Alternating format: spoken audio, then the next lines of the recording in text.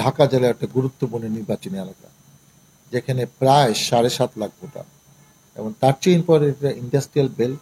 এখানে অনেক সরকারি প্রতিষ্ঠান, এবং এখানে নানা রকম পেশাজীবী লোকদের বাস। আরও বড় হলো 64টা জেলার লোক এখানে বাস করে, অনেকগুলো ইউনিভার্সিটি আছে। এরকম একটি গুরুত্বপূর্ণ জায়গা।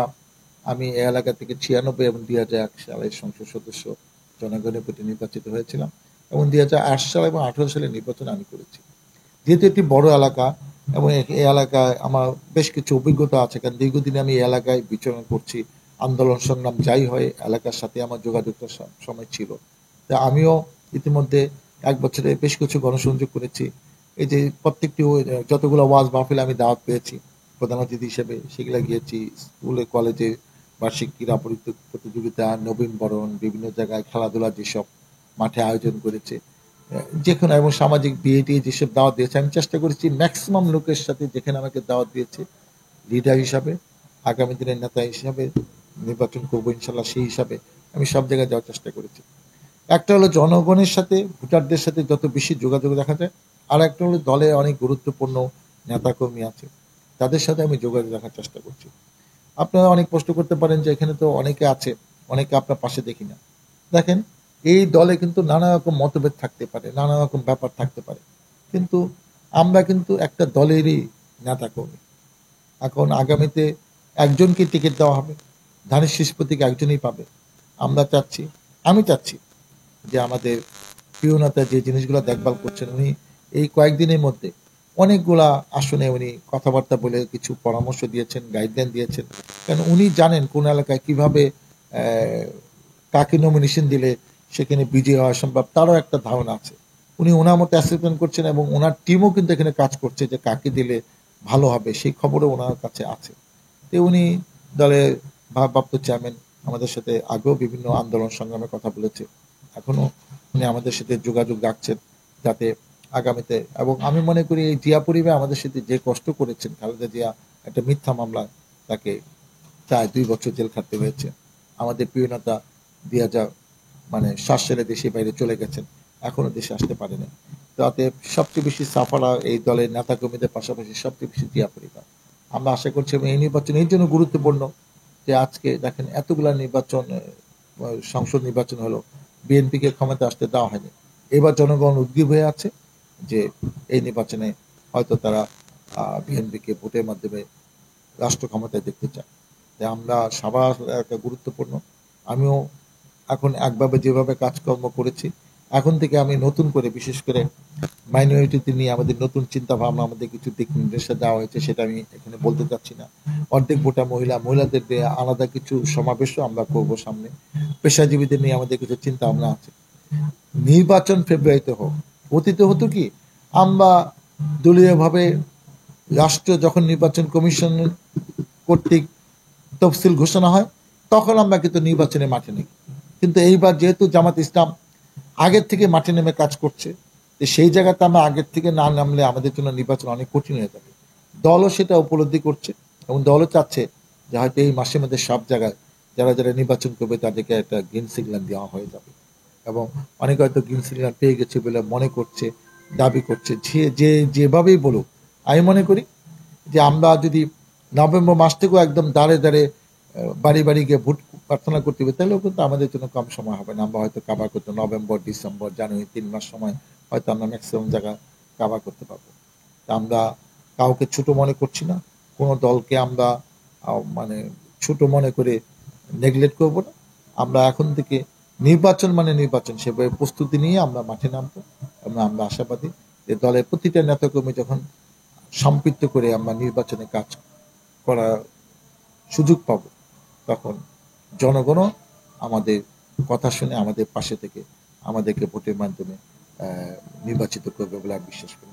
এবং আগামী দিনে আমরা হয়তো এই সিটটাও আমাদের দেশনেত্রী বেগম খালেদা জিয়া এবং তারেক রহমানকে উপহার দিতে পারবো, এবং তাতে হয়তো এই বিএনপি ক্ষমতা আসার পথ সুগম হবে। নেতাকর্মীদের ঢাকা 19 তথা সাভার আসনের নেতাকর্মীদের প্রতি আপনার কি মেসেজ থাকবে? আমার নেতাকর্মীদের প্রতি মেসেজ একটাই, নমিনেশন অফিসিয়ালি কবে ঘোষণা হবে না হবে সেটা পরের ব্যাপার। সেটা নিয়ে আমাদের চিন্তা করার দরকার নেই। কিন্তু আমরা যেহেতু বিএনপি করি, আমাদের অঙ্গ সংগঠনের মেয়র নেতা আছে, আমরা এখন থেকে উঠান বৈঠকে আমরা আমাদের নেতাকর্মীদের মেসেজ দিয়ে দিচ্ছি, সব জায়গায় ধানের শীষে ভোট চাইতে হবে। একজন তো ধানের শীষ পাবে, এবং ধানের শীষ প্রতীক নিয়ে কেউ না কেউ ইলেকশন করবে। সেটা ডাক্তার সালাউদ্দিন অন্য, সেটা আমরা 7 দিন পরেই টের পাবো। কিন্তু 7 দিন নষ্ট না করে এখন থেকে আমাদের যারা নেতাকর্মী তারা বাড়ি বাড়ি গিয়ে লিফটেড 31 দফা আমার লিফটেড অলরেডি আমাদের হাতে আছে। অনেক জায়গায় উঠান বৈঠক, সব জায়গায় হয়তো উঠান বৈঠক আমি একদিনে হয়তো 1টা 2টা 3টা যেতে পারবো, কিন্তু একদিনে চাইলে তো 20টা উঠান বৈঠক সম্ভব। প্রত্যেক ইউনিয়নে একটা করে করতে পারে, প্রত্যেক ওয়ার্ডে একটা করে করতে পারে। আমরা সেই কার্যক্রমগুলো শুরু করার জন্য আমি অলরেডি অনেকে মেসেজ দিয়েছি এবং দিচ্ছি। আমরা ইউনাইটেডলি এখন থেকে কাজ করব। যারা এতদিন আমাদের সাথে ছিল না তাদেরকেও সম্পৃক্ত করব। তাদের সাথে আমি ইতিমধ্যে 2-1 জনের সাথে কথা বলেছি, এবং লাগলে আরও 2-4 জনের সাথে বাসায় গিয়ে কথা বলে, যেহেতু ইতিমধ্যে আমাকে আমাদের ভারপ্রাপ্ত চেয়ারম্যান তারেক রহমান কিছু দায়িত্ব দিয়েছেন, সেই কথা আমি এখানে বলতে চাচ্ছি না। সেই দায়িত্ব অনুযায়ী আমি এই 5-7 দিনের মধ্যে সবাইকে সম্পৃক্ত করে ইনশাল্লাহ ঐক্যবদ্ধভাবে মাঠে নেমে বাড়ি বাড়ি গিয়ে ভোট প্রার্থনা যে ব্যাপারটা দল আশা করছে, জনগণ আশা করছে, সেই প্রক্রিয়া খুব শীঘ্রই শুরু হবে এই ঢাকা 19 শাসনে, এতে কোনো সন্দেহ নেই। আপনি যদি নির্বাচিত হন তাহলে আপনার এটা কি থাকবে, মানে এখানকার পরিকল্পনা কি থাকবে? দেখেন, একটা তো মেইন পরিকল্পনা থাকে যে আমরা উন্নয়ন করব, বিভিন্ন শিক্ষা প্রতিষ্ঠান, মসজিদ, মাদ্রাসা, রাস্তাঘাট এগুলোতে আসছে। কিন্তু আরও কতগুলো জিনিস খুবই গুরুত্বপূর্ণ, সেটা হলো এই যে ফুটপাত, বিভিন্ন জায়গায় ফুটপাত হচ্ছে। কারণ এই চর্চাটা আওয়ামী লীগ অনেক বেশি করেছে, এবং এমন কোনো ফুটপাত পাওয়া যাবে না যেখানে তারা কাজ করছে কিন্তু কাউকে না কাউকে টাকা দিচ্ছে, এবং সেখানে আইন শৃঙ্খলা অবনতি হচ্ছে, এখানে ছিনতাই হচ্ছে। এবং ফুটপাত যখন ক্লিন থাকে তখন ছিনতাই করে পালিয়ে যেতেও কিন্তু কেউ পারে না, এবং তখন কিন্তু আইন শৃঙ্খলাও এমনি উন্নীত হয়। যে ফুটপাত যেন কোথাও না থাকতে পারে, এটার ব্যাপারে আমাদের যে টলারেন্স থাকবে।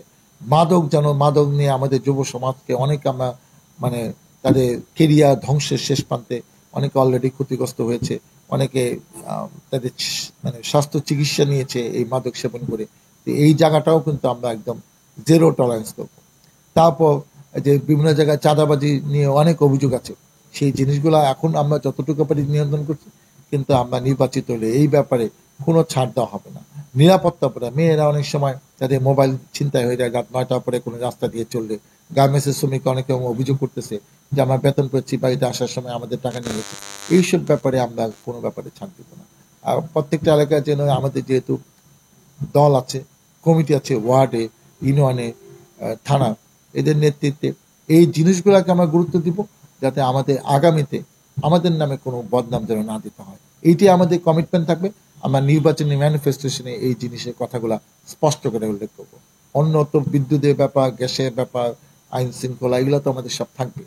তারপর এই যে আমাদের এই যে বর্জ্য, দূষিত বর্জ্য যেটা পরিবেশে প্রত্যেকটা গার্মেন্টস তাদের সমস্ত কিছু আশেপাশে নদী, খাল, বিল আশেপাশে ফেলে যে পরিবেশ নষ্ট করছে, ওয়াটার ট্রিটমেন্ট প্ল্যান্ট, এইসব নিয়েও কিন্তু আমরা আগামীতে কাজ করতে হবে। কারণ এই সবাই এসে যার যার সুযোগ সুবিধা নিয়ে চলে গেছে, ক্ষতিগ্রস্ত সাভারবাসী হয়েছে, সাভারে ভোটার হয়েছে।